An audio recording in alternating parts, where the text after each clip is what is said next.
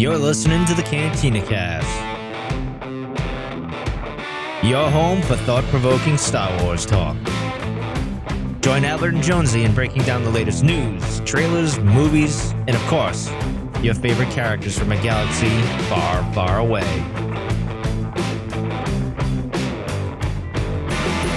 Hello, everyone, and welcome to the Cantina Cast. My name is Albert Padilla, and this is episode 388, Star Wars Visions, Reflections Part 2. And if I got that right, Jonesy's going to kill me if I get that wrong. But we're back for the third, is that right? Yeah, the second, math is hard, second, third of episodes from Star Wars Visions. Season 1, Season 2 is yet to be announced, but I'm sure it's just a matter of minutes, if not hours, before that happens. And we've got arguably 3 of the better episodes to talk about tonight. So we're going to have fun doing that. And we'll kind of tee it off at the very end there and give you a preview of what's coming next. Spoiler alert, it's the final 3 episodes. Speaking of spoilers, Jonesy, welcome to the show. This show almost didn't happen. How are you doing tonight? I'm doing all right, man. How are you? I'm good. I had some technical issues before we came on the air. What's great, though, is every time there's a problem, we can just send each other Star Wars GIFs, whatever you're going to call them. Yeah. And we just, I don't know, lighten the mood a little bit. But you remember back when we used to start on time and used to have a lot of pride? Yeah. Oh, yeah. Yeah, we were here like 30 minutes early, and now it's like last minute kind of thing. So it's not a reflection of how much we don't enjoy doing this show. By no means is that it. It's just a matter of how chaotic life can be. Yes, that is absolutely true. All right. Well, I know we've taken about 10 days off here, so I'm glad to be back. I'm glad to be talking about Star Wars, and particularly Visions, and particularly these 3 episodes, because they were pretty solid. And 2 of them I was not expecting to like. Like visually, when we talked about these, initially we kind of, gave our thoughts and impressions, but these weren't standouts for me. And I would say, having seen all of them now and been able to reflect on the episodes, I do kind of put these up towards the top of all of them. I think I mentioned what my favorites were last week, and that still hasn't changed. But what did you think about these overall? I was actually shocked by TOB1. This was one that I don't get into the whole Mega Man aesthetic for the most part. And even when it started, it was, we'll talk a little bit about it, but it was still very, I don't know, child. It reminded me of droids, right? And that type of style and sounds and everything. But I was really, really surprised. I actually did enjoy it. There was a bit of a story to it, and it was really entertaining. And Ninth Jedi delivered on pretty much everything we had hoped it would, I think. Yeah. And Village Bride, it was kind of one of my dark horse favorites coming into the series before it was launched. And I wasn't disappointed. It was a really spiritual type of episode that then got very Star Warsy, but also very traditional anime there at the, when the villain comes in. It was just this really terrific blend of it all.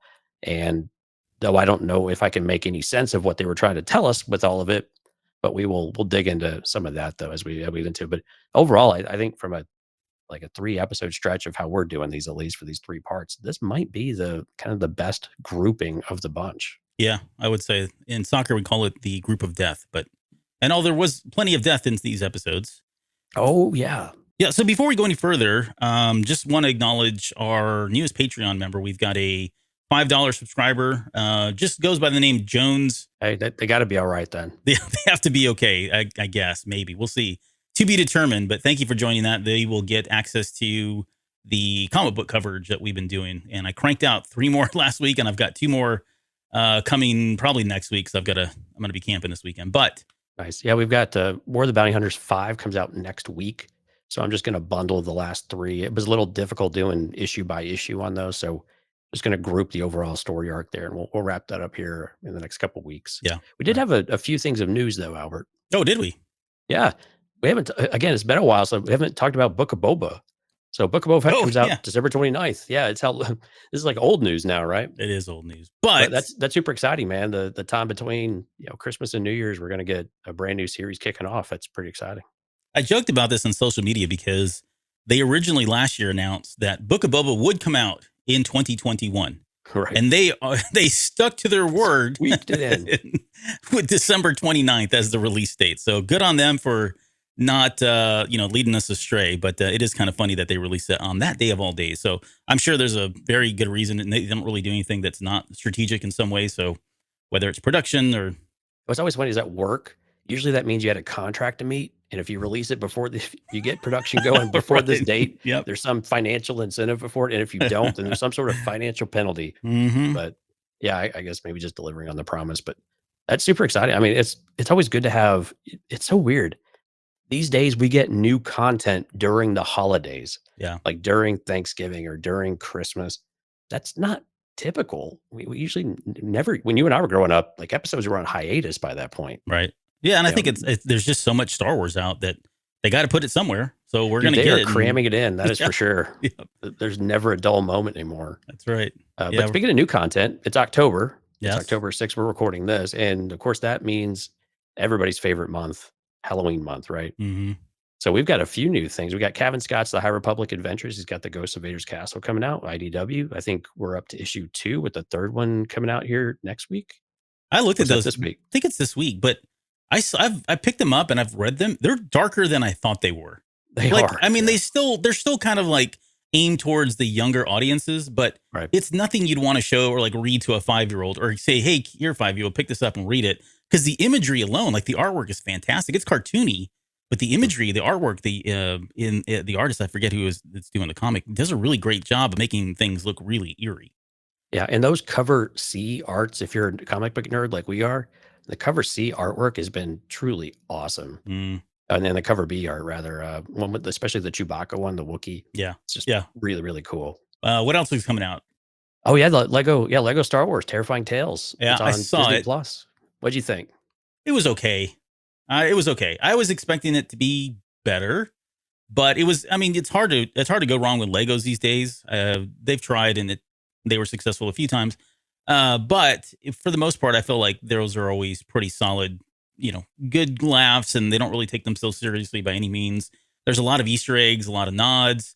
If you are following Kevin Scott and Charles Soule on their comic books and what they're doing, there's stuff in there. There's some deep cuts or deep references to things that you would only know if you follow those comic books. So, And they are super excited about it. They won't shut up about it on Twitter. well, they got their names in the credits. Like, that's a big Well, they deal. did, but it was know? also they created a character specifically in the comics, and so Mm. anytime they can get that onto screen, it's a really big deal. It's kind of like Mark Thompson, right? Seeing his name in blue just meant a lot. And yeah, Yeah.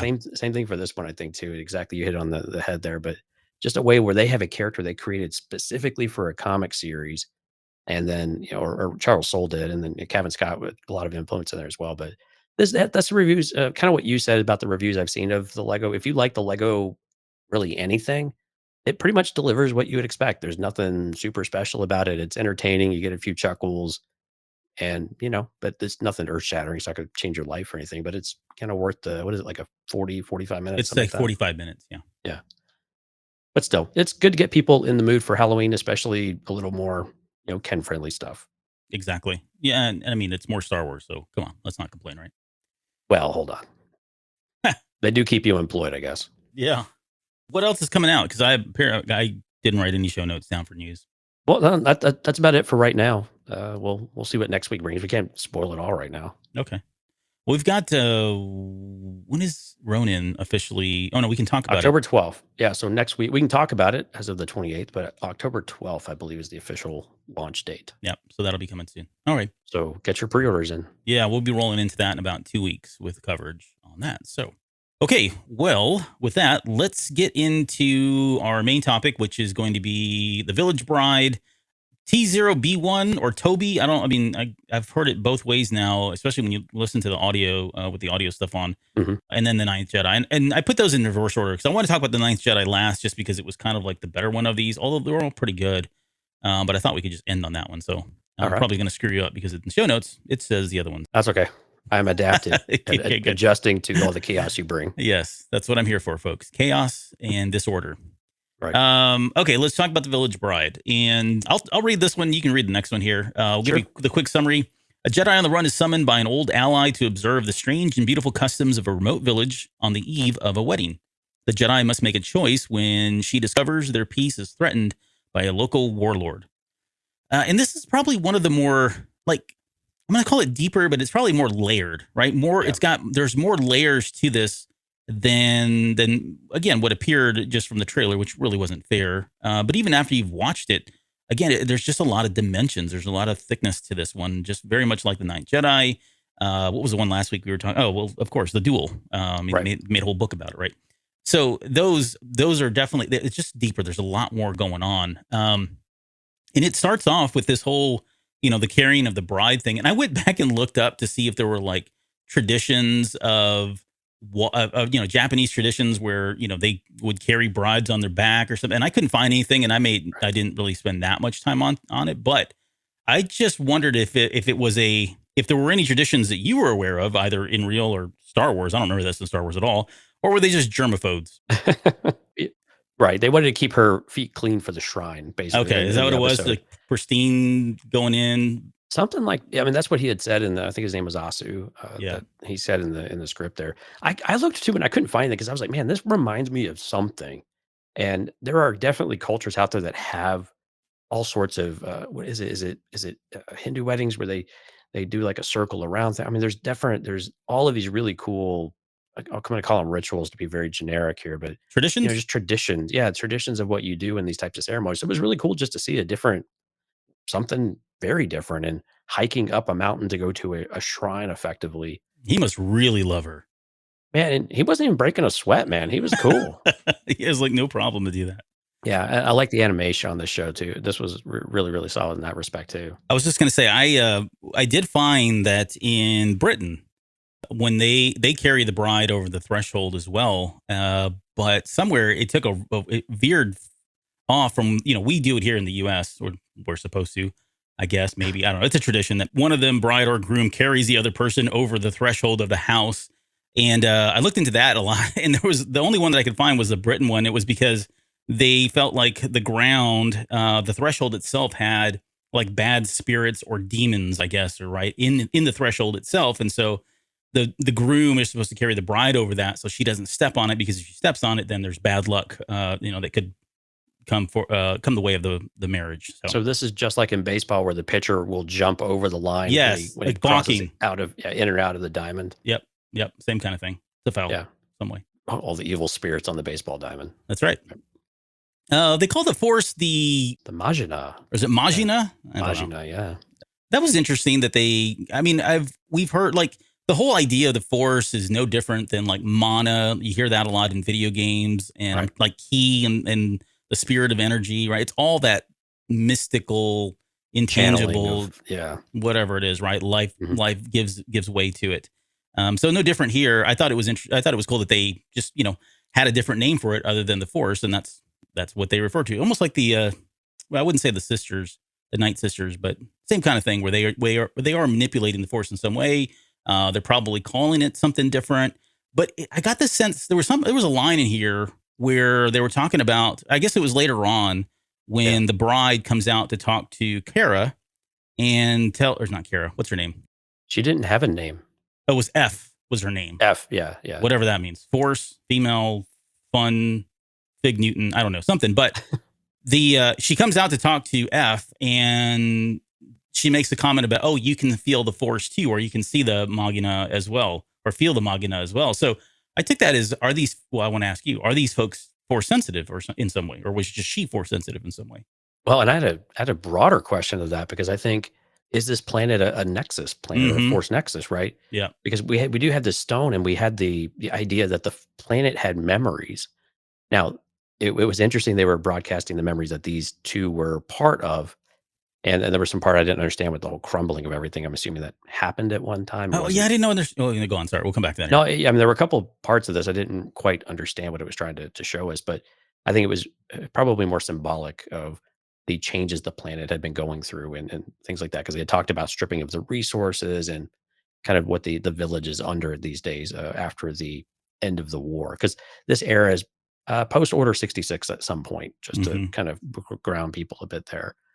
But yeah, they do seem like they have some connection to I mean, everybody has connection to the Force, right? But it did seem like they were at least aware of it, or they paid respects to it because they knew it was out there. And we've seen this in other content. I can't remember off the top of my head what it was, but we've seen in other content where people respect the Force. Even, I mean, this is like Chirrut, right? And Baze, where they may not be necessarily Force sensitive, although we presume that they are, but they don't have to be followers of the Force and to respect it and to protect it and to to make sure that it's all flowing as it should, right? That the natural ways of life are still, working. Hmm. And so I think whether they were force sensitive or not, it was kind of irrelevant, but they definitely were able to start something that got the planet to do something. So I thought this whole Nexus planet was such an interesting concept to be revisited here. Yeah, they had there was lots of quotes in here about living in harmony with nature. There was, what was it here? You had, flow by casting a stone, but live in harmony with nature, and you'll change together. The people of this world know that well. You know that the breath of life becomes the wind. I mean, it was all very like deep Yeah. stuff, right? That and that's why I said there's very. And while I would say the negative is, so we can come back to that. The negative of this episode, as much as I did like it, I do like it a lot. The negative was there was things they were throwing at us that I was like, wait, what does this mean? Like, I don't Right. understand why this is even being discussed. Like, we talked about the whole thing of the crumbling of the mountains or rocks or whatever as it, Yeah. they touch the altar.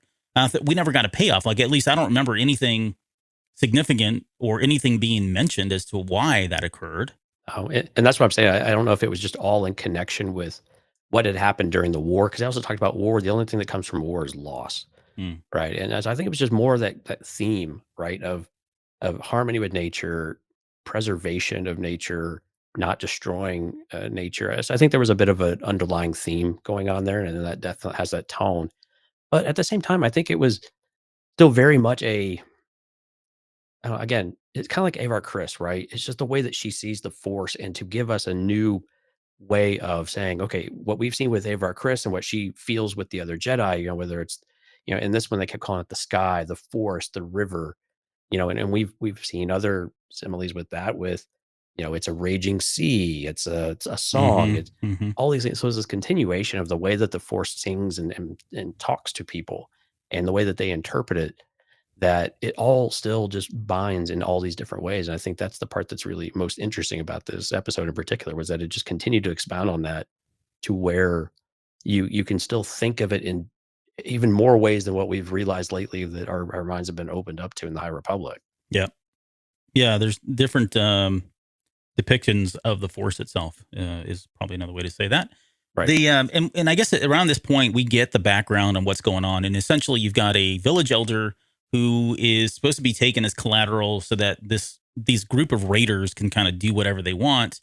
And that's the part I didn't really get, because they said the planet had been stripped of all natural resources, right? The separatists had already come in, taken all the natural resources, yet this bandit wanted the planet for something, which I don't Right. think we really got to the bottom of, and we're probably not in 14 minutes, but Yeah. What I took from it was, you had a power play, right? When the Separatist army was defeated, you had an existing band of people that were already on the planet came in and took over the droids. They were able to centralize it all again, and then take that over and just exert power and control. I think that was clearly, well, to me, that was what I got from it. That was all that they wanted. It was just somebody else already on the planet, and they found a group to subjugate, and they had a power play, and they were able to do that. And they're probably not doing it just to this village. They're probably doing it to a number of other villages. And it's kind of the old mafia mentality, right? yeah, right. One vacates and you move back in, and you just you they're trying to pay the ransom here of the bribes, basically, right? Hmm. And they want to take the chief leader as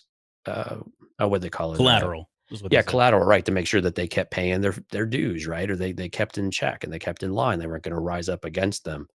And instead, his daughter is the one or daughter or granddaughter, Granddaughter. her granddaughter, yeah, Mhm. granddaughter is the one that stepped up and wanted to take his place, but clearly not a happy environment for the family. It's the wedding. Saku, her sister, called it, one of mourning rather than celebration for a wedding. It's just everything felt wrong. Yeah. Yeah. Well, that And one and guy comes up and says the whole village is grieving right now. And I'm like, this is sad. right, yeah, yeah, and F kind of feels it, like, something just doesn't feel right either. And this is as much her journey too as it was, the realization of this village, of maybe not the power that they have, but that someone is willing to put themselves forward for them as well. Hmm.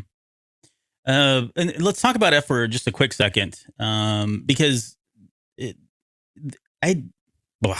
There's a part of this whole story where did he have a name? What was the other guy's name? He did not have a main. He was her master's friend, I guess. Yeah. I thought they He called seemed him to be an something, but inhabitant of the planet. Yeah, traveler, I think they called him. That was it. all right. So that guy, I was going to pull up. I have to show the credits here with everybody, so I'll look at that here in just a minute. But um, he is trying to get her to, I guess, come back to being a Jedi again, or being a presence of, being a Force presence, because she's got a mask on, right? So she's kind of like hiding herself. It doesn't see, you don't get the sense that she's used her lightsaber at all. She's been on the run this entire time, so she's kind of like a Kanan and trying to lay low, not let the Empire find her. And it feels like he's trying to push her to step forward. Like, hey, this galaxy still needs you. You have an ability to change and make change happen. So you should take advantage of it.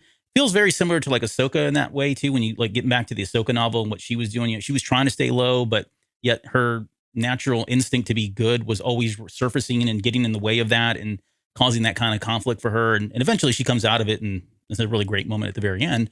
But beyond that, was there any other reason why he was pushing her? Was that what you kind of took from it as well? Yeah, it was actually it was difficult to figure that out because he made this comment like it's not like I care about that code of yours. Yeah. And so it was a very interesting kind of he kept prodding her and showing her the things. And again, it was much and I guess maybe with his friend being her master or whatnot, he seemed to at least support those same kind of values. And it may have been as much for her that look, you need to be you and you can't hide forever. And you need to embrace who you are and embrace. And when you have opportunities to do something good, you should do them. Yeah. Right. And so I think those were the things maybe he was pressing as much as, don't forget your Jedi heritage and your lineage and all of that. I think it was more of just when you see someone who needs help, don't run away, don't ignore it. You have the power to be influential and to do something about it. Don't lose those opportunities to make that impact. And she does make a comment. She's like, I know what you're trying to do. Right. Yeah. She sees right through it. It's pretty obvious. Yeah. His name was Valco. He's listed in the credits as Valco. I don't remember them ever saying his name, but that's yeah. It's like every other character in Star Wars. They get a name after the fact. Yep. But yeah. F and Valco. Yeah, because her name's not mentioned either in the whole episode. Nah. So yeah, and Katya is bringing up something here that we're going to touch on a little bit. She says, I didn't really get this Jedi. She's a Padawan, but seems off in some way. Interesting but strange. Yeah, we'll come back to that in a second too, because when she cuts off her little Padawan braid, I was like, wait, what? I thought she was a Jedi. So, but more on that here in just a second. Right. This is where we get to the meeting between the bride and the Jedi there at night or whatever, and we get the line, I have a bad feeling about this.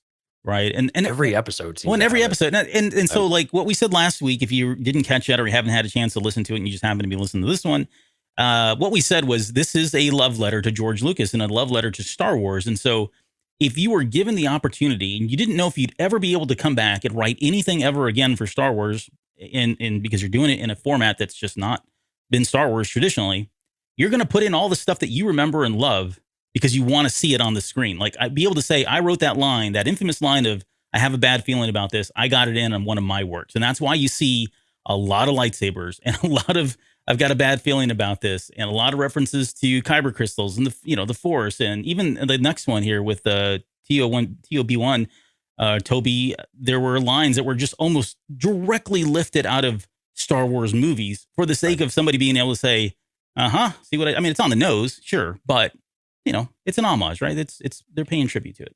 Right. But it was a lot. It was said a lot. I think it was said in every one of these episodes that we're talking about tonight. I have a bad feeling. I think it may have only been not said just in one of all 9, actually. Yeah. I think so too. So here's another question that I didn't really understand, because, she knows, the bride knows that she's going to be taken.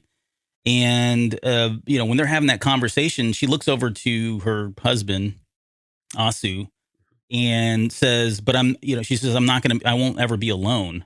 I'm like, well, you're going to be taken. So did she mean that in the sense of, well, I'm going to be married and we're always going to be married forever? Or were they going to take him as well? It didn't really elaborate on that. I don't know if you have any thoughts around as to what that meant, but that was another piece where I was questioning what exactly was going to happen that we didn't really get to see, of course. Right. I think I took it in 2 different ways. I think one was they were making this connection now with Asu, and her name was Haru. Haru, yeah, and they were making this bond. They were making this commitment to be married, and she would live in the satisfaction that she had that. I think she was also referencing the Force or the Majina, where she knows that they're all connected there, regardless of where they are in space and time. Right. So even if they're on the other side of the planet, or if they die, or when her grandfather passes away, they're all still connected in one way or another. Mhm. And she was very spiritual in that kind of way where you could tell not everybody had that same kind of faith. Asu was struggling a lot too. You could see the anger building up and the frustration with him as well as her sister Saku and her little merry band. But she had already made peace with it. She understood what her sacrifice was to be, and she was not afraid. I think this is the thing also is people are afraid of loss and they're afraid of death. And she she wasn't. She was like, "This is the thing I feel like I need to do to protect my village because we don't have another way of doing it, and this is my commitment to them." And I feel she's completely resolved of everything of what that's gonna be, removing from her life. Yep. Well, we get to the next morning, and this is where, it's a new dawn, the symbolism of a new day, a new dawn. She's going through a change now, and this is where she takes off the mask and she drops it off to the side, ridding herself of that, shedding herself of that old image, or just giving in to, I'm not going to run away anymore. I'm going to be who I am and that kind of thing. And then she Right. pulls off she cuts her Padawan braid off. So, and that's usually done by a Jedi Master once they've, made their rank or they pass the trials in some way. She didn't really go through any trials here. So I don't know if this was just kind of like, hey, there's nobody else around. So as of today, I'm declaring myself a full-fledged Jedi, which, I guess if you're one of the few that's left, you have the right to do it, I guess. Maybe. Yeah. I don't know. Hell, she'd be on the council now. I am the council. That's right. I I am am all the the Senate. council members. So what did you take from that? What was the symbolic nature of her cutting off the Padawan braid in this? What did you take from that? I think it was just that. I just think it was she was finally saying, "Look, I'm a full Jedi." He had that sort of pep talk with me about all of this, and it's my time to step up. I'm going to fulfill this role, and I can't have this braid on there because I don't know, it's holding me back, like as Anakin would say. And yeah, and then and her dropping that mask is just, I'm done hiding. I'm gonna go out there because she does that, and then later on, I think she pulls back the cloak that she's wearing as well because you can see her white robes underneath it for the first time when she faces the bandit leader there at the very end. So we don't really get to see where this is going, but if I had to put bets on what other episodes would we see something come from any of these, this one would be one of them. I would think would certainly has a lot of depth to it, and there's still a lot more story to be told because again, presumably, if this is in that same universe that we're all used to seeing, then there's a Vader out there, and there's Kanan and all that stuff. So there's all kinds of ways this one could go, to be honest. But yeah, that's my Right. thoughts. Yeah, and I agree with pretty much all of that. I think the other thing is that she was also by shedding the braid, she's also shedding the doctrines of the Jedi and to be able to forge her own path more in an individual manner, I think as well. And to have that confidence that she can continue the teachings of the Jedi, but also in her own kind of way.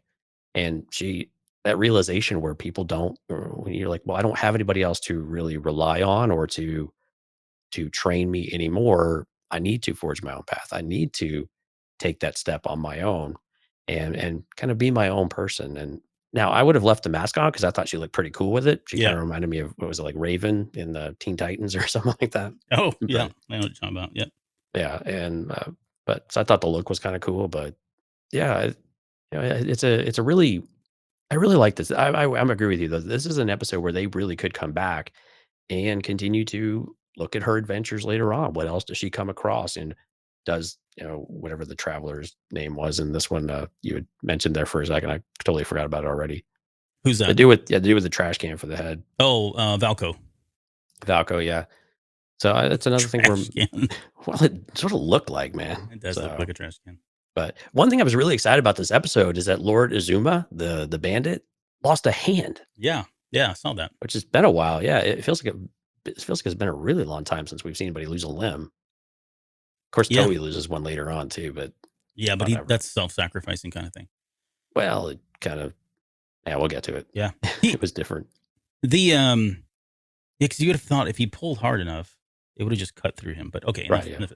What do you think of the yellow lightsaber, the yellow katana lightsaber on this? I loved it. Like, and again, there's this is at least the second. How many? There were 2 yellow lightsabers in all of these, right? Total. Oh god, yeah. Luke's got one in the comics now. Of course, Oh, yeah, they're all we've got them all over the place now. Yeah. Yeah. But I think in this series there were at least 2 episodes where we saw a yellow lightsaber. This is one of them. but yeah, no, I really enjoyed it. I like the way it was designed. It looks very much like a katana. Like they didn't really make it look like a lightsaber. It was more shaped like a katana. Yeah, and I love And how even the they, handle. yeah, and you got Yes. to see when she rotated that it was flat. I thought that was a really nice touch. Yeah. Yeah. That was And good a stuff. really, a very different sound too. I hadn't heard it. Like I heard shades of, at least I thought I did, when she churns the lightsaber. Or no, when she ignited it, I thought I heard Ray's ignition. It was, yeah, it was a familiar ignition, but yeah, when she turned it, there was a Oh, different that hum was kind of probably hum different. to it. Okay. Yeah. Yeah. I'll go So back and listen.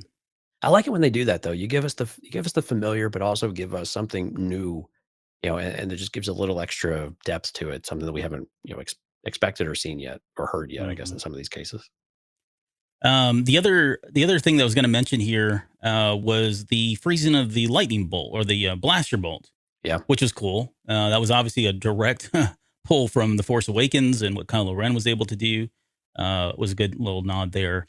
But yeah, when she arrives, this whole lesson, I guess, that she learned, I guess, was you can do more working with nature. There's a whole point in there where she's talking after she kills him, and she's trying to talk to the villagers about what's next and all that. And it was a reference about throwing a pebble in the water versus going with the Right. flow kind of thing. And it's like, whoa, this is too deep for me because it's like 2 a.m. in the morning. But Right. but yeah, I mean, I guess the gist was, look, you can do more working with nature than working against nature. You can apply that to your relationships with people. You can do more working with somebody, coming together with somebody rather than, going against them and being an opposing force in some way. Yeah. It's Um, the change curve. yeah, it'll all happen. So I the, like. oh, go ahead. No, I was gonna say just a couple more things that stood out to me. The helmet trick I thought was cool. Like I wasn't expecting that when he tossed the helmet down and then Right. it went into the ship and blew it up. And of course they all deactivated, which is a terrible design. We've talked about that many times. What'd you think of the ship? It was cool. It looked like, so I guess it was not necessarily supposed to be a separatist ship. Although I have questions about how they rigged it It was to it hold looked the like a droid. Corellian ship. It a did look like a YT. Corellian, yeah. The Looks very like Dash front of it. Rendar, the Outrider. Yeah, there Yeah. you go. That's a good. Yeah. I totally didn't think about that, but yeah, Dash Rengar's from Shadows of the Empire.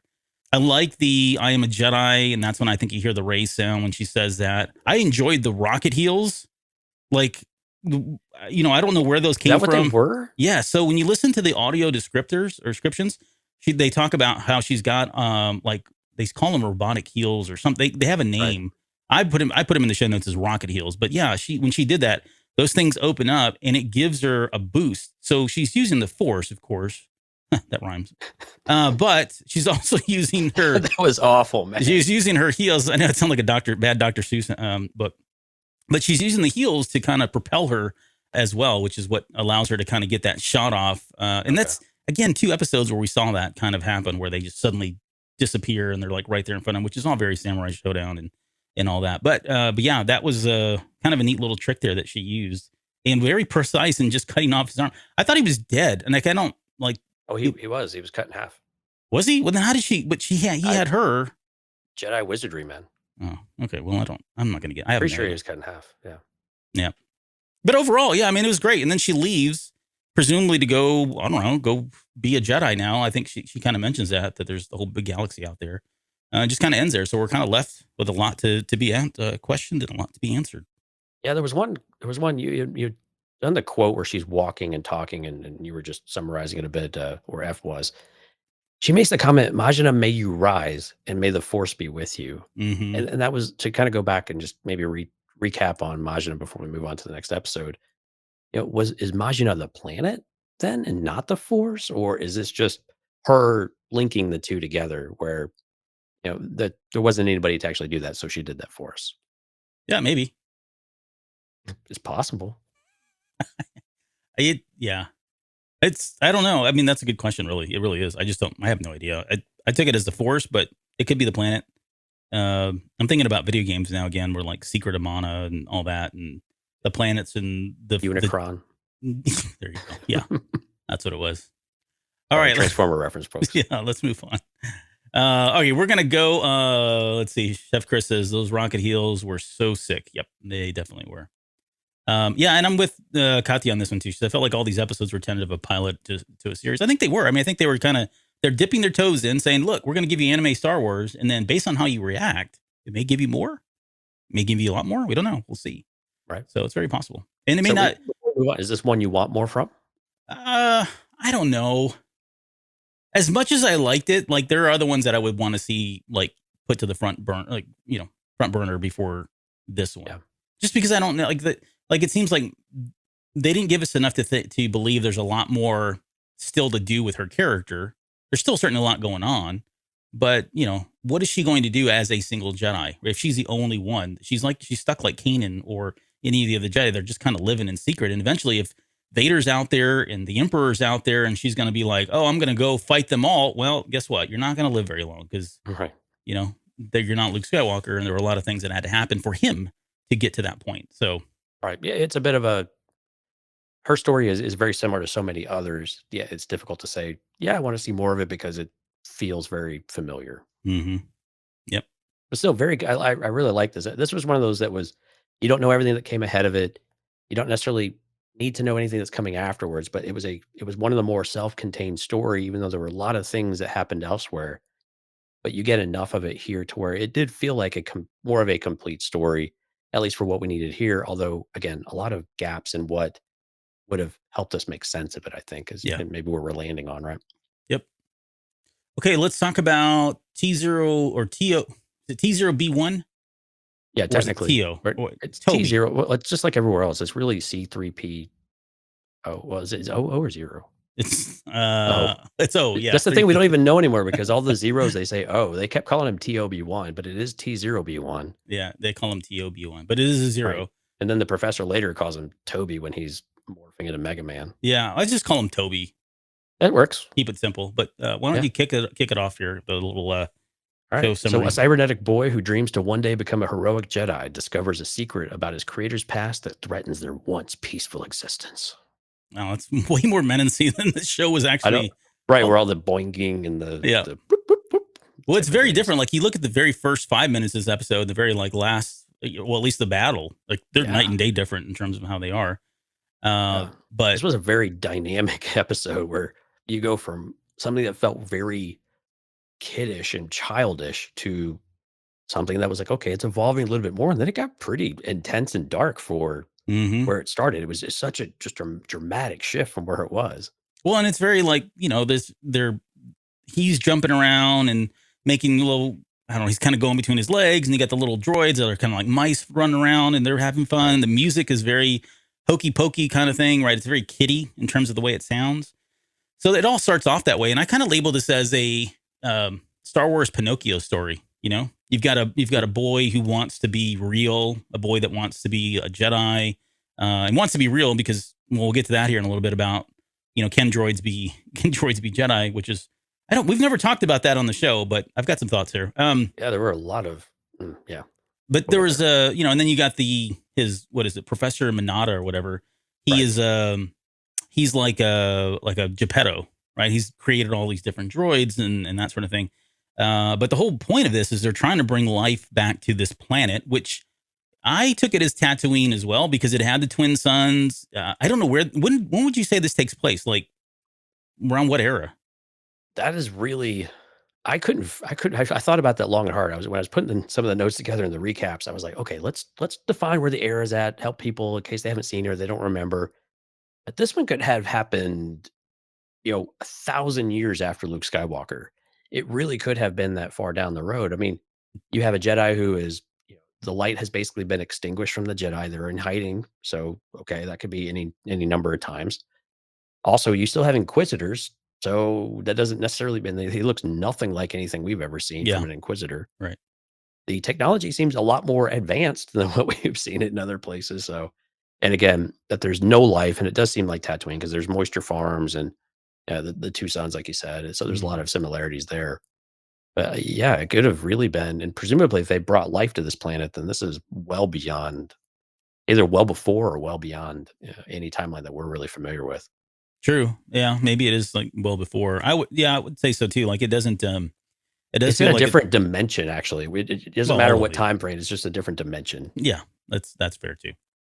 Yeah. They're and earlier on, and I was going to put screenshots up, and I ran out of time. But earlier on, when he's kind of when he goes down into the basement and he's like looking at all the lithograph or like what do they call those pictograms and stuff that are all over the walls, right? Hieroglyphs and hieroglyphs, or there were some really cool ones in there. Like, I don't know if you get a chance, go back and Yep. like just pause those. There was the Hildebrandt Star Wars painting, the original 1977 with all the X-wings that are kind of taken off and kind of making that curving. I'm making a curving motion with my hand for those of you listening to the audio.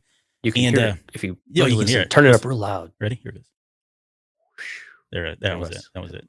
And then you got Luke Skywalker. He's standing there with his lightsaber. Although there's no Princess Leia around his leg or the droids or anything, but that's definitely lifted off of that.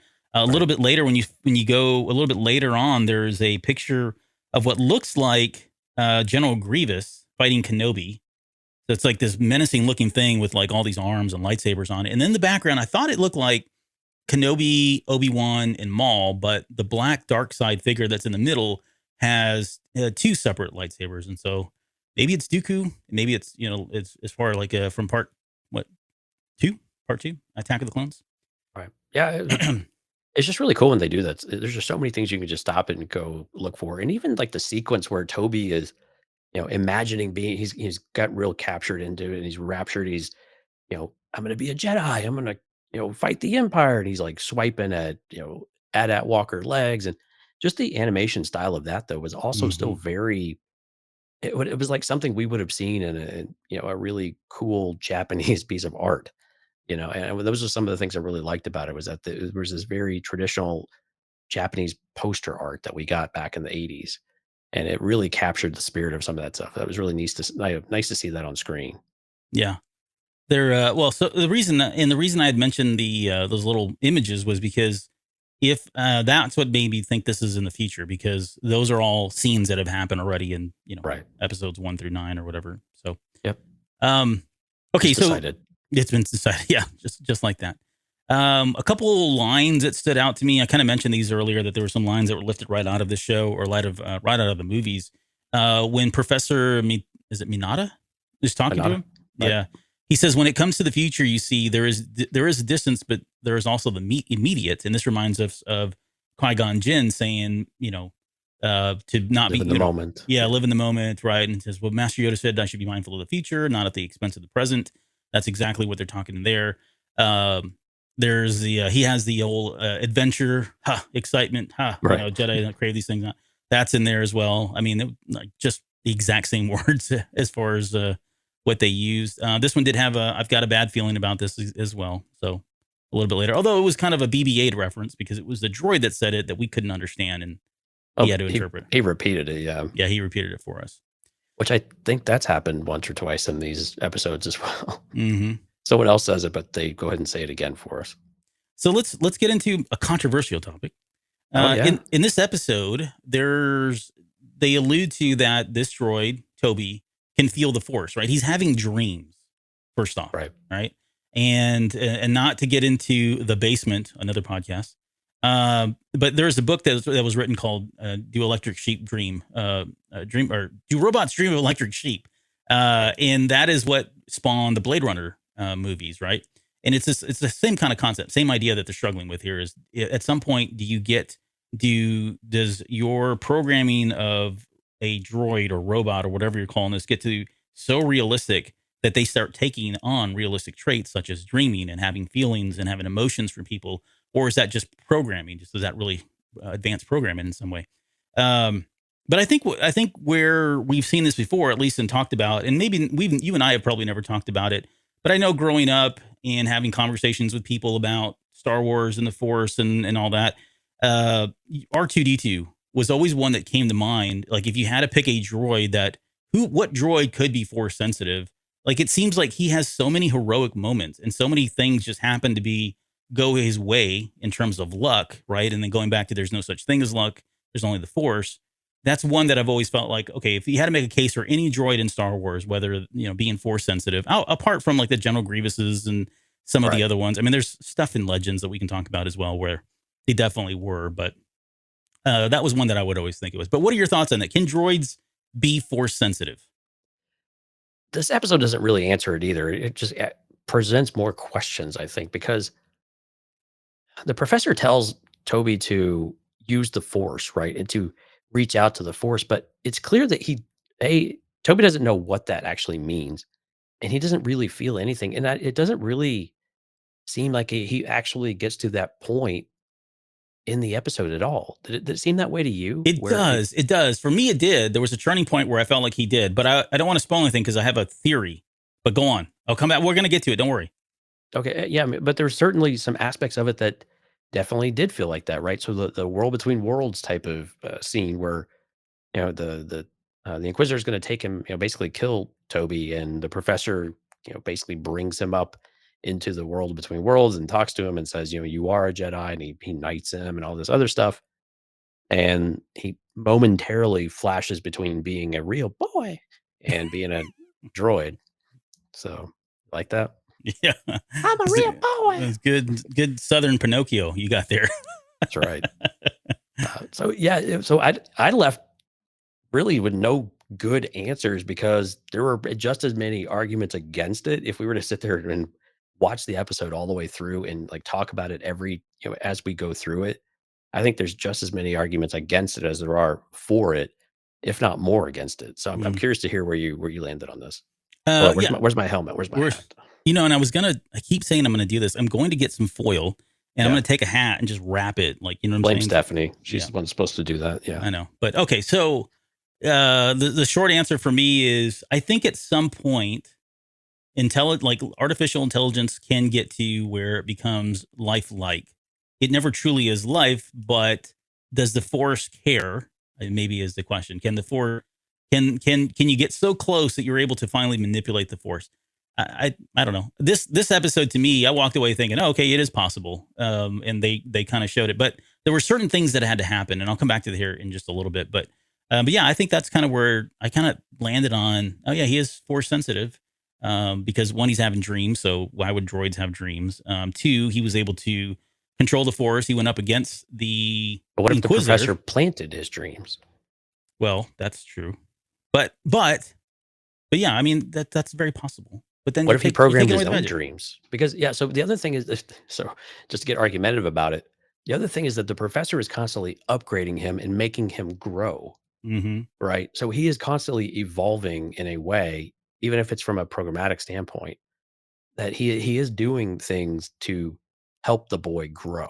Yeah. And we can use the boy in quotes or however you'd like to feel that. But so there's different things happening. And so does the professor really view him in a very Pinocchio type of way that, one day he will be a real boy, or that he can, I don't know, have a real boy like life type of thing? Because he's also very, I mean, of course, just just the shape of his body and everything is very humanoid, right? It's not C-3PO, robotic and anything like that. He's very fluid and, clearly much more advanced than any of the droids around him. Yeah. And he starts off almost like a toddler, like a really young boy. And by the very end of it, he's still kind of young, but he grows up a lot, I guess, after that battle too. So right, it's a good point. I mean, I think if you're going to go and say that there's no way this could happen, then that's a really intriguing storyline that someone is manipulating a droid to feel like they are Force sensitive. And then, but just because you are, could you go up against somebody like an Inquisitor? And I would say, yeah, because, well, no, I was going to say Grievous could do it, but he was actually human before he was a droid. So I don't know. Really. Yeah. Yeah. I'm trying to think of the other thing is, just to have a little more fun with this, is it possible that the professor was using the Force to imbue the Force into? Oh, you're making this really cynical now. Now you turn this no lighthearted story into. I bring this up Dr. Frankenstein. I bring this up for a very specific purpose, because in the Patreon episode tonight, we're going to talk about some of this stuff. Oh yeah, and I'm going to bring up Darth Maulman, and we've seen this before in other content where you have a Force imbued object.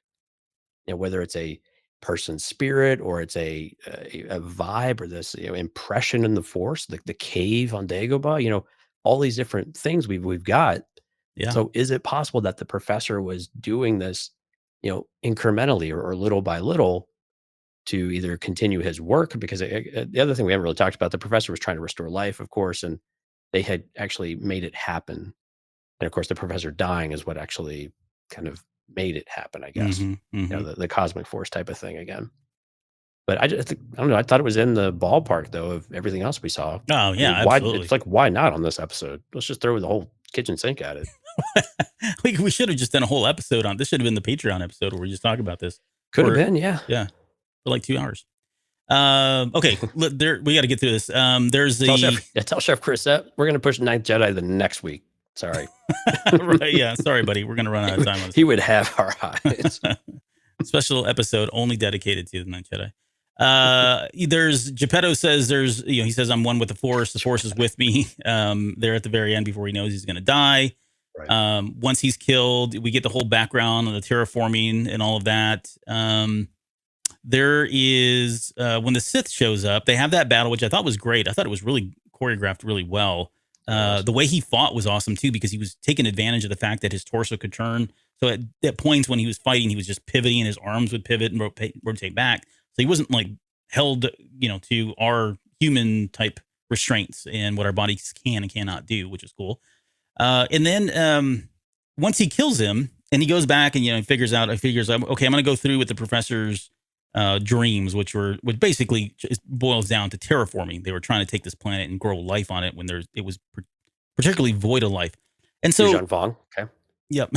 So, geez. So where I was going with all this, like the whole, for me, my headcanon is there was that, yes, he was force sensitive. However, he couldn't actually feel the force because there was not enough life on the planet. And that's what they were trying. That's why Geppetto was so, why he was trying so hard to get life to grow on it. It wasn't because they needed to terraform the planet and you do it to other planets around the world. It was, he realized that like on Dagobah, where the force was so strong because there were so many living things, he needed something to be that catalyst for that droid to finally feel the force and become force sensitive or become human or lifelike or whatever.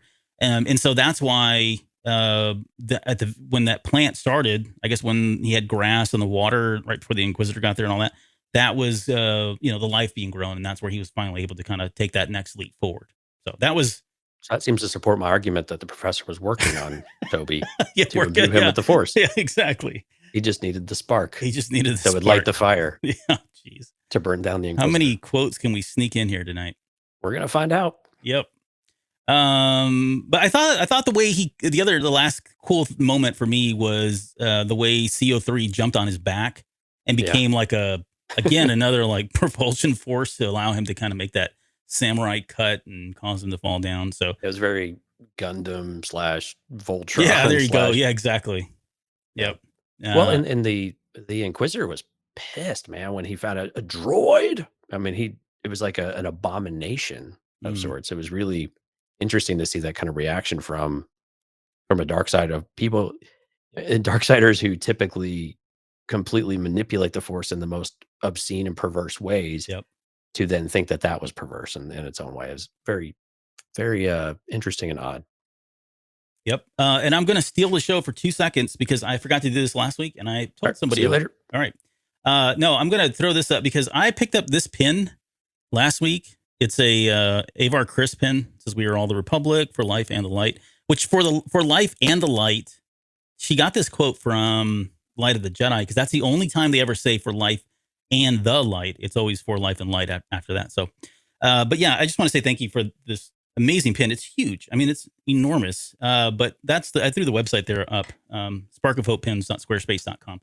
She's got all kinds of them. She's doing like 40% off. The really good stuff. She's got one that's chiss and salsa, and it's a bowl of salsa, but the bowl looks like Admiral Thrawn's white garment, with his insignia on there. And then the chiss look like chips. They're blue chips, but they're chiss. So chiss and salsa.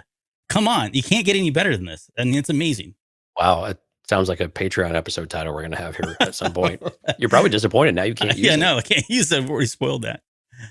Okay. So I had to give her a shout out, and I forgot to do it last week. And so I want to do it just to piss Chris off a little bit longer, because we're still not saying, man, when we get to the out of the Thrawn books, because the last one's coming up here pretty soon. Yeah. Okay. The Ninth Jedi. I'll read the summary here. Many generations have passed since the Jedi, the daughter of a legendary lightsaber smith, is pursued by dark forces as she travels across harsh terrain with a very important delivery. Newly crafted lightsabers meant for a ragtag group of warriors claiming to be the Jedi. Now, in this one, what era? I mean, this one feels like it's kind of on the nose in terms of the era, or maybe not? Or what did you think? Where does this take place? Like, it feels like this is years, like thousands and thousands of years in the future. Yeah, you know what it reminded me of was the Star Wars Legacy comics. Yes. Where Yeah. everything is so far removed down the road, and the Jedi have all but disappeared, or at least their presence isn't felt and isn't seen. Now, granted, we're given a little bit different impression of that. This almost seems like it's again like a post Order 66 type of timeline. At least that was the feeling we got by the end of the episode. But it very much it felt inspired though by Legacy, to be honest with you. Mm. Yeah, I think so too. This one did feel like it could have been, 10,000 And years before, yeah, or, true. 10,000 after. Um, Maybe the first one more than I was kind of looking at this one as it did take place a long time ago, even well before anything In a that we're galaxy far, familiar far with. away. Yeah, I was going to go there, but decided not to. Yeah, I think the Um, other interesting, and I like the idea of way back in the past where the Jedi and the Sith basically destroyed each other. yeah. I always liked that idea where they fought and they dwindled their numbers to so few that neither one really had a presence anymore. They Yep. scattered. Yeah, and a lot of times too, like if you go back and watch or read some of those older stories, they're so basic. Like they've got a good understand. They know that they feel the force, they can use the force, but they can't do some of the extravagant things that we can see, like in obviously in the High Republic or later on, because they just haven't learned the force that well. They don't know it that well. And I think that bodes well for what we saw in this episode, because while yes they were doing, it was pretty straightforward. There was not a lot of flash going on. It was straightforward fighting with lightsabers, and they talked about they hadn't seen lightsabers in forever. Like no one had seen a lightsaber in a really Yeah, it long was such time. an So interesting concept. Yeah, yeah, and more than anything, before we go further, like this is the one that I definitely need to see more of. Right, this absolutely. last scene that I've got behind me, where they're just kind of all walking away in slow mo, was like it really makes you want to know like what's next, because there's so many threads they leave open that they've got to go follow up on. That I think if they're going to do anything with any of these episodes, this one feels like it's going to be the one they're going to hit first. But that's just my opinion. But what did Oh, you think? absolutely. I absolutely agree because this is one where you have everything that came before it and after that you want to know. It was a bit like Duel, right? And Hmm. with Ronan in that same vein, but I think this one had so much more content and some interesting concepts built into it that you've got the story of okay, how did we get to this place? Like, how do they forget about lightsabers, or how do they forget how to craft a lightsaber? Why is there a lightsaber smith? Like, we've never heard of a lightsaber smith before. That doesn't make any sense. And then now not only are they gonna find her father, but now they're gonna try to rebuild the order. And oh my goodness, this idea that the lightsaber could change color based on your force presence and that they could actually manipulate the kyber crystal to do something like that is just it's kind of mind blowing. And I know it's over the top and a bit, It's outside extreme the in some of realm these of ways. yeah. Yeah, it's very fantasy based, right? But at the same time, these are the things we've always kind of wanted to see. This episode had so many things that were just so rooted in ideas that you and I and tons of other people had as kids, right? Of, well, if I had a lightsaber, it would be this color because whatever reason, right? Hmm. And this was very much that thing where it showed your true colors right away, or in the case of, oh my gosh, I'm drawing a blank on her name. Kara. Kara, yeah, in the case of Kara, she came into her own into what the lightsaber was. And it was interesting. It was very subtle to begin with. Like when the lightsaber smith lights it up, it's blue. And as soon as he hands it to her, then it goes to the green, translucent. But it was very, very subtle. You almost forget that it was blue to start. Yeah. Katya says, I love this kind of sorting hat lightsaber concept. That's Right. exactly what it was. Like, depending on Yeah. who's holding it, you'll get different things. Chef says, I want all the story we can get of the Margrave and his story, which, yeah, there Yeah. was a lot. Like where he got that cloak. Oh, yeah. Yeah, Fulcrum. Fulcrum logo. Fulcrum That was logo right on the back there. It looked like it was compressed, though. Like it was it? it was a little I think it was pretty Was much it pretty right on. spot on? Okay. I saw it and I definitely recognized it, but I didn't get a chance to go back and like freeze frame it and And kind of focus on it. But it was somewhere else too. I'm trying to remember what it was. Yeah. yeah. Steph says this was my favorite. Yeah, this was a favorite for a lot of people. This had the most depth. It was just man, yeah, this one delivered on I think all fronts of what people were looking for. It was a more serious in tone story, Mhm. but it also gave you this, coming of age type of story.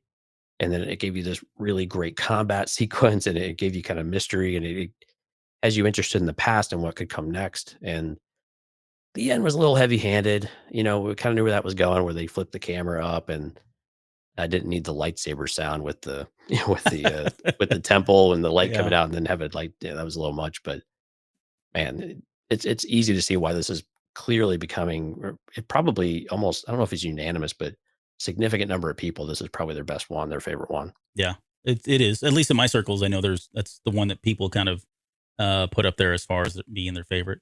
Right after Tatooine Rhapsody. Yeah, right after, just slightly above Tatooine Rhapsody. Although that was a fan favorite as well, just for some people.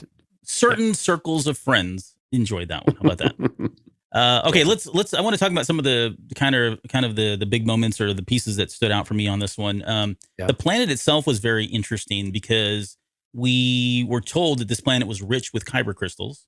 So I think Ilum, right, in terms of like a comparable planet to something that we're familiar with here in our Star Wars world. But and then they said, well, it's the planet that has it, but yet the very beginning, the opening scene, you see an asteroid.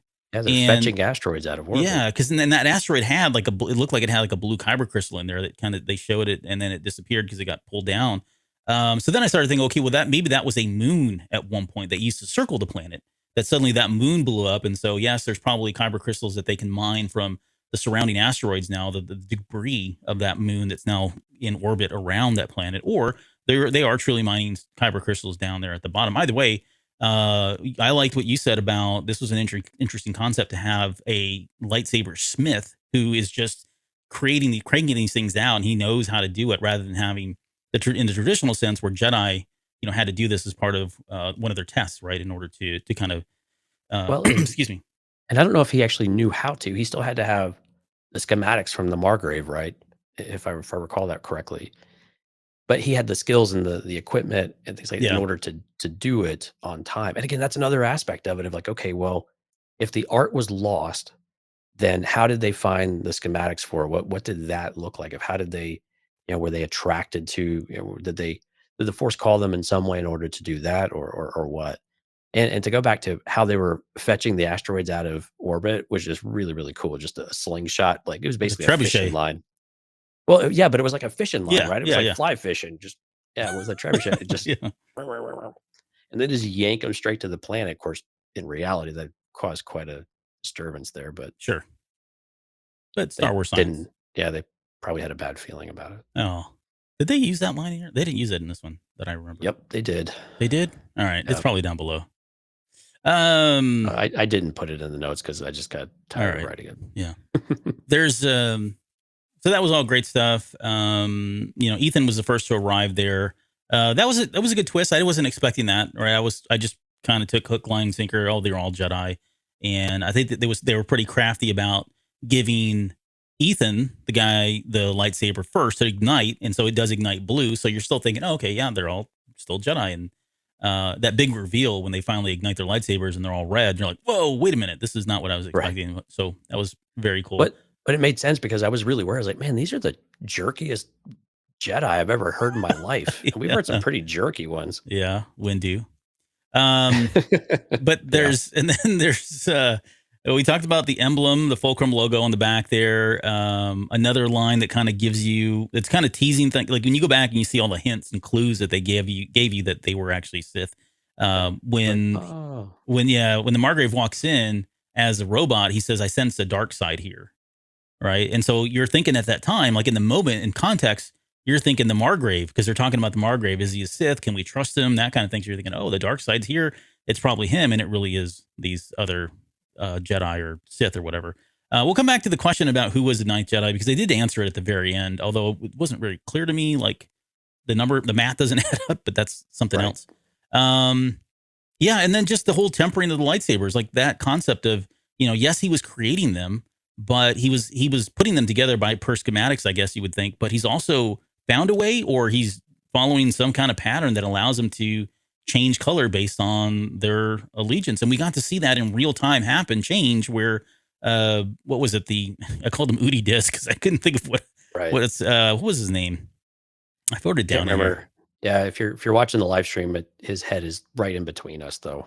That guy. He's like his lightsaber goes from red to purple when he's fighting Ethan, and he's clearly in conflict. Yeah, he's like the bird-looking thing. Homan is his name. Homan. Yeah, there you go. I'm gonna call him Udi Disso. And but we got to see the lightsaber change color in real time on that one, which is kind of cool. There was I didn't even mention Kara. Like the name, we've talked about this before, but for anybody that doesn't know, Kara is a name that George Lucas had a long time ago, when like earlier on in the scripts when he was still writing these out. Kara, I think, is who eventually became Luke, if I'm not mistaken. If I could be wrong there, but she was the inspiration for Rey, because Rey was originally Kara, and then her name was changed to Kira. And so Kara keeps coming up in all of these pre-story, like these early story on development type things. And it wasn't until The Mandalorian where they finally just gave a character the name Kara. So that's how we got Cara Dune, again, which is a throwback to George Lucas's pretty early writings and scripts. But here, they definitely gave her that name for probably that reason alone, which was kind of cool. I want to talk about the Endor chase. I thought that was a great moment because it was very similar to the Battle of Endor, and specifically when, you know, Luke is and Leia are chasing or being chased by the scout troopers, and you get the whole flying through the trees and stuff. She did something kind of interesting where she flipped the speeder around and was navigating it backwards, but still ducking underneath the tree. So like, how do you take that scene to the next level? You go backward, you fly backwards, right? Right. Which was cool. And then the way she took out that hunter was very similar to Luke, where, you know, that infamous, that whole scene is just awesome with the sound, right? Where it gets real quiet, and then you hear the lightsaber turn on, his green lightsaber ignites, and you see it, and he's kind of got that smirk on his face. And same kind of concept here, where she takes out the speeder bike, although she didn't take out the hunter because he did get up and he was still alive at the very end. But again, another nod to Return of the Jedi. Yeah, what did you think of the CGI in that Force sequence? It was great. I mean, it was. It almost looked like the Force was real. Mm-hmm. I mean, it was impressive stuff. I mean, when we saw the trailer, we saw her on the ice and stuff, but it did not prepare me for what exactly we saw the actual sequence being. Yeah. It was just simply stunning to watch. It was good stuff. It was it was like a mix of CGI and, you know, 2D animation. Anytime they can blend that stuff together is great. It did stick out like a sore thumb for me, though, if I had to be a critic here at the very end. That sequence was very different than all of the other sequences. Yeah. But when the ship comes in at the very, very end to take them away because they're going to go look for her father, that CGI looked like it was right out of like 1998 or something. You know what I mean? Like it was really, there wasn't a lot of depth to it. So I don't know, maybe that was a stylistic thing. I have no idea. But the battle, that whole battle was just great stuff. Everything from, you know, when the Margrave finally reveals himself, which I thought was great. There was two, I think he sliced two of them in half, like literally showed one of them kind of like fall apart and separate, which was pretty gruesome. The Margrave's Juro is his name. His lightsaber was shaped like a katana, and that hilt on a katana is called a subo. And they made that little ring. If you look at it, it's just kind of floating there. So it looks exactly like a samurai blade, but it's made of, you know, kyber, which is, I thought was awesome. What do you think about the green force lightning and the red force lightning? I didn't think that he actually had green force lightning. It looked more like an aura. Yeah. Oh, okay. I looked again. The last time I watched it, I was like, okay, see the red lightning, which I think was just a stylistic thing. But the green, it was almost like he was covered in the green. It wasn't like he was actually doing anything else. He was just kind of pushing back, and that was his aura, I guess, from the lightsaber. But so I didn't more like a actually, shield or something that he had around him? of sorts, yeah. But I didn't see any actual green lightning coming from him. I thought I saw that initially, but when I looked at it again, I didn't see anything. Okay. No, I'm with you there. Like it does look like it at first, but you know, maybe it wasn't. Maybe it was what you said. But the coloring was really cool there. It was just the dynamic of the, you know, that contrast between the green and the red was really, really nice looking. Why did he have the mask on? That's like a great question. He loses the mask, and it seems like he's fine. Doesn't, you know, he's not breathing heavily. I didn't really see any bad scars on his face. He just looks kind of weathered and, you know, tired, kind of like us. Some of it's just concealment, right? I mean, you don't want, if you're trying to bring the Jedi back.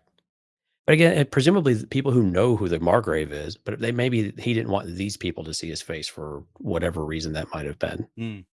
Well, the mask. I don't know if they would have recognized him. Yeah. I don't know. Well, she did, remember, because when she came out and he had the mask on, he was like, "Oh, it's the Margrave." Right. And that mask was kind of like not what you would wear if you were on the light side. Because it looked kind of, I don't know, did it look scary? Well, he had red eyes and stuff too. Yeah, it didn't. I mean, maybe it was just part of a way to throw off the audience or whatever. But I I don't know. think so. And he just, man, this looks really cool. I'm gonna wear this stuff. I'd probably be the same. I'm You good, could be the but best Jedi in I'm the not galaxy, but I'm gonna look like a badass. I don't care what you say. Yeah, that's probably it. You're probably right. Oh, we talked about Udi Dis. Yeah. Hey, Albert, Okay. I've got a new favorite droid though. Yeah. It's this pilot droid. Oh yeah. Nice moves. Sitting there sipping what we can only assume would be Royalty. coffee, but or tea. I don't know. It felt like there's probably something in there a little heavier. If you know what I mean. Those guys are that was so funny. pretty laid back. And then one guy's sitting there. God knows how long he's been sitting there, and like all his buddies have just deactivated, and he's just no big deal, whatever. But yeah, like that's things like that where it just begs questions. Like how did they get there, and why are they there, and what's their story? That's the stuff that we think about. We're like, wow, this is kind of deep. There's a lot here that they could go off. Not that would be a primary focus of the story, but maybe you'd want to know sometime down the road. All right, I was curious about Kara's training though, because the lightsaber smith, who was her father, dad, right? mm-hmm, yep, yeah, and clearly he has force abilities because he blocked a blaster bolt that, of course, blew up the place and kind of knocked him out. But what did she have any kind of training? It didn't seem like there was a lot of formal training there between her, but clearly she had a lot of skills, and he recognized that. But it wasn't really clear if he was actually actively training her or anything like that. What do you think about that one? Do you think that was something they did or part of their lifestyle or? Yeah, I think so. In there's a moment where they're talking about, he's telling her that, hey, in time, I don't know, your connection with the force is going to grow is what she said. Right. So we know she's force sensitive for sure.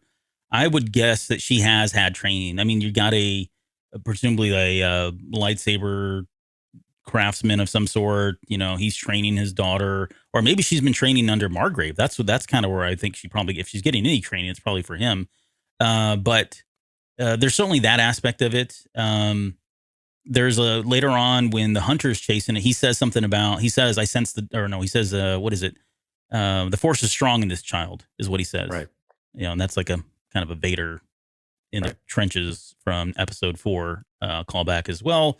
But yeah, so was definitely force sensitive. I don't know. Was her training good enough that she could take on those guys? I don't know. They looked like they'd all been well trained, which kind of seems counterintuitive given that Jedi really haven't been around. You got to, these guys are probably either making stuff up on their own or, what they called themselves Sith, but what does that really mean to them? Are they just taking it in name only because they have red lightsabers and they're evil and that's just enough that, checks 3 boxes and that's good enough? Or are they really fully fledged Sith and, have masters and training and all that stuff? We just don't know. So, is she as good as everybody else? Yeah, probably. But I don't know if there's any way to kind of get a sense for just how much training she's had with that. Right. Yeah. And again, I keep going back to it. Like, how did lightsabers disappear? And for no one to have any remembrance of this, both Jedi or Sith, it's just really, really interesting how that works or how that happens. And Tuan classing up the joint in here. Margrave is a hereditary title of princes of the Holy Roman Empire, so the mask may be a nod to some of that. Oh, that's interesting. Yeah. You are, man. You want to take the show over, Tuan? Because have him come on. Yeah. Thanks for classing up the joint. Yep. I'm going to go turn it over right now. I'm done. But no, maybe it is. Now I want to go back and look at Holy Roman Empire designs. Maybe they pulled something from that. I will. Right. It'll be like Tuan will send me screenshots at 3 a.m. when he's still at work.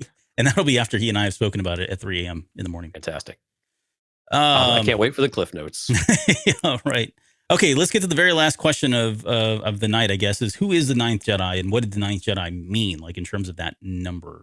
I have my thoughts and theories, but what about you? Lay it on me, man. I want to hear it. Oh, okay. So what I was thinking is, so Kara is the Ninth Jedi, okay, first and foremost, because at the very end, I think it's Juno he says, take your place as the Ninth Jedi. Yeah, he literally says that, right? So up until this point, there are 8 Jedi.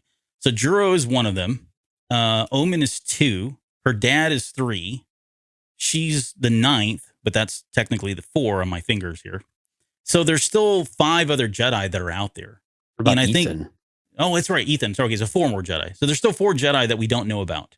And I think if they're going to run with this storyline, it's yes, first and foremost, they're going to go save her dad, get him back because they need him to, build lightsabers and, well, it's their dad. And then I think the rest of the storyline is them going around trying to find these 4 Jedi that are lost, because he says, I can feel their presence. They're not dead. They're still out there somewhere. And so this now takes them on a serialized kind of show where they're going around and looking for the fourth lost Jedi, and running into more people that are calling themselves a Sith. I mean, they seem organized and they seem like they were together. They weren't living by this rule of 2, or maybe they were, but they got really out of hand if there's already 5 of them there or whatever it was. Right. So yeah, I mean, I would think there are other Sith out there. I mean, there's probably other empires, or maybe those 4 Jedi are being held by them. All of that's interesting stuff, like intriguing stuff. And I think that's where they would probably take the show in that series, is looking for all of these. And by the time you get that, then you get like the 7 samurai kind of concept. You've got 9 Jedi. What do these 9 Jedi do once they've all come together? Right. It seems like there's something bigger after that now that they've got to go do, that they've finally come together, where that's restoring the Jedi Order, taking on some really big nemesis, or getting into another war of some sort. There's a lot of ways the story can go, I think. Yeah. That's a great. I like hearing that. Thank you. But I didn't know. It just like I didn't know if he just didn't know how to count. Maybe the Holy Roman Empire doesn't like count all that great. I guess the Holy Roman Empire. But yeah, I was like, how did he get to 9? Because it didn't sound like he knew how many were out there. So I was just I was just really confused as to how he came to that number, and why she would be the 9th when there were all of like 3 of them there. Well, and I think a part of it, I think it's a red herring too, right? It's all part of this trying to make you think that there were, trying to make you think that all the 9 Jedi that we saw on screen were the 9 Jedi, and Kara so there was 8 total. There was actually more than that though, but I think that's what they were trying to go for. Because you take the Margrave out, right? Then I almost want to do the math. Somebody do the math. We're not going to do it on the show because it'll take forever, but I want to pull it up and count how many of them are there without the Margrave, then add in Kara, add in her dad, and is that 9? And I think if that math adds up, plus or minus 1, then I think that's probably what they were doing, is just trying to throw you off by thinking, oh, this is the 9th Jedi, when really these aren't 9 Jedis. There's only 3 there, right? And I didn't know if the 9th Jedi had a special designation or a special meaning in general, to where like that had a symbolic, some aspect of that was symbolic. So it wasn't necessarily that a counting of it, like, just 1, 2, 3, 4, 5, 6, 7, 8, 9, but the 9th actually had a special meaning to it that Kara fit into in some way. Yeah, they could do that. I think that's very possible. The only chosen one type of stuff, one, yeah. The only other thing that I would think is it's probably just a nod to the 9 movies of the Skywalker saga. Oh, that's a good point. But yeah, I mean, they could definitely take it in a way that there's something very significant about the 9th Jedi. And what that means, I don't know. Maybe it's another Rey. Well, you could connect that to Rey because of the naming lineage in the 9th episodes. Yeah. There's that, but well, way to take the fun out of it. Yep. No, you're welcome. That's what I'm here for. That's right. That's why I'm here. Okay. I think that pretty much wraps it up. I mean, outside of the slow motion, the slow walkout with them going out there, the music was great in that episode. Maybe we'll talk about the music and some of these other ones, but that one was really good. The music in Ninth Jedi was very interesting. I want to get your opinion on it, because at the beginning it sounded very Star Trek, actually, not Star Wars, but Star Trek. And then when the episode got moving in, it really did feel like Star Wars. It was very good. And then when it wrapped up, it was, again, maybe the more modern type of Star Wars, but again, very, and the difference is with Star Trek music, at least the thematic stuff, it's very lyrical in a lot of ways, right? It's very smooth and a lot of slurs and that type of thing, rather than the sharp brass staccato type of movement that the typical fanfare that we get with Star Wars. So it was a very interesting dichotomy there. So if I could translate that, maybe, and I don't know if this makes sense, but for me, when you were saying that, what I'm thinking is the music sounded more like James Horner than it did John Williams. Because James Horner his music is phenomenal. And he did the Star Trek soundtrack, by the way. Right. Well, he didn't do the original, but when the movies came out, he's the one that came in and did the original one back in 78 or 79, whenever they did that. But he took the original Star Trek theme and then added to it and made it this, grandioso kind of piece. but he's got a very unique style in the way he uses horns. That's different than the way John Williams does. And so when I hear that beginning, it's even at the end when they're walking out, it's like a very triumph kind of. I'm going to call it a horny sound, but you know what I mean. It's very different going out. That it doesn't sound like Star Wars at that point to me. There were parts in the middle that I felt like sounded like it, but the beginning and the end, you're right. I didn't really get that feeling. It did feel more like a Star Trek, if I could. Yeah, I mean, it was. I thought it was great. It was very well composed. Yeah, it was just it was a little bit different. What I didn't expect actually. Yeah, and then we had it's a lightsaber. Tricked you. Yeah. Didn't know that. What was the blue light? Sorry, I think it was the whatever was in the bottom where the was that just a raw fried. like kyber crystal though? Was that a raw kyber crystal that was hot because he fell on it and got like disintegrated into nothing? Yeah. Something like that. I don't quite understand what that was. All right. But I just didn't need the lightsaber sound. That was just a bit. That was just too much for me. It was probably too much. The rest of it was fine. I was like, okay, saw that coming, but that's all right. I mean, short of saying this is a lightsaber under the bottom, like in text. Right. Although, if you listen to the audio description, in a comic, it's a lightsaber, folks. Yeah, right. Editorial note. No, if you listen to the audio descriptions on this episode at the very end, it says the guy that's narrating says the whatever space station turns upside down, revealing what looks to be a ignited lightsaber. So they literally tell you that in that. So it was really on the nose, but it was still cool nonetheless. Like I wasn't expecting it to be one, but the minute even when it was upside down, the minute it turned on, you're like, oh, it's such an iconic symbol, right? You recognize it immediately. Right. You didn't have to turn it around so that we could see that. We get it. Right. We do. The light of the Jedi is reborn. Yep. Okay. Well, I think that's all we had for this one. It was, I really enjoyed all three of these. I thought they were great in their own different ways. And I really want to see a lot more of the last one here, or the second one as it is in order, but third one here in ours. But what did you think? Right. Yeah. So next week, we're going to wrap it up with the Elder, La Pinocho, and Akakiri. Which is your favorite out of those? Ooh, that is a tough one. That's a tough one. I actually really liked La Pinocho. Like, from a story aspect, I really liked La Pinocho. Like, did you? Where it was going? Yeah. But Elder, the acting was a little weird on Elder, but it was. I like the story aspect of it though. Mm-hmm. And what I like, we'll talk about next week. But the thing with the Elder though is that you get a lot more background if you go read the producer's notes, like on StarWars.com. And you don't get any of that in the episode. This is part of the frustration with some of this stuff. Is like, well, the Elder is really more about a challenge, and it's more about knowledge and testing himself. And you get an inkling of some of that, but you don't get it to that level of detail or that depth, you know? Yeah. Which I think is generally the only real, that's really only persistent criticism I think you and I have of any of these, is that there's just, you're just kind of dropped in the middle of it and you don't have a whole lot of context when you get into these things.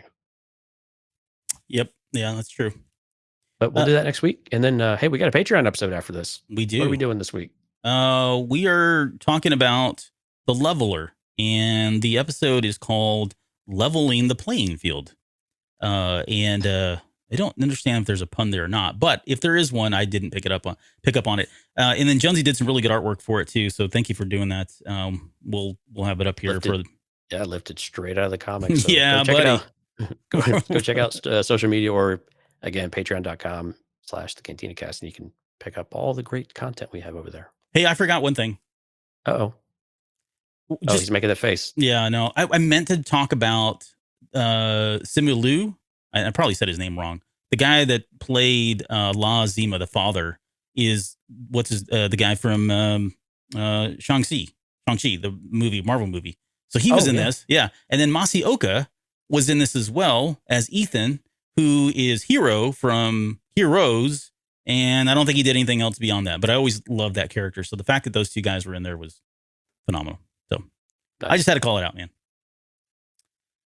Okay. With that, we'll leave it there. Thanks to everybody who joined us for the live show. Thanks for staying up, staying out, doing whatever, catching on the mobile phone while your bosses aren't working, or looking while you're not working. We do appreciate you guys joining. And hey, special shout out to Katya. She made it through a whole episode. I think this might be the first one. Yeah. Like, it's really late over there I think she's in Brazil. So it's. But this is what happens when we don't go 3 hours. People actually stay. Yeah, to the people end. actually stay up and watch the show. Right. Oh, maybe we should think about that. That's a new novel concept. Yeah. Christoph, Tuan, Katya, goodness, who else did we have in here? Yeah. Risk Bayless was up here. Yeah. Cole, I think his name is. Yeah. So anyone else I might have missed, we know there's always people just kind of watching and don't want to comment, but we appreciate you listening to us. And again, hopefully we'll be back on a normal schedule. We say this every week, but so stay tuned to social media and we'll let you know when our next episode is going to be. It won't be at least until Tuesday, but I haven't told Jonesy that yet. So Jonesy, wow, not till Tuesday. Not till Tuesday. All right. Well, I will pencil you in for Tuesday. All right, and I'll book the rest of the week too, just in case. Just in case, yeah, because you never know how these things are going to go. Okay, with that, we'll get out of here and see you guys soon.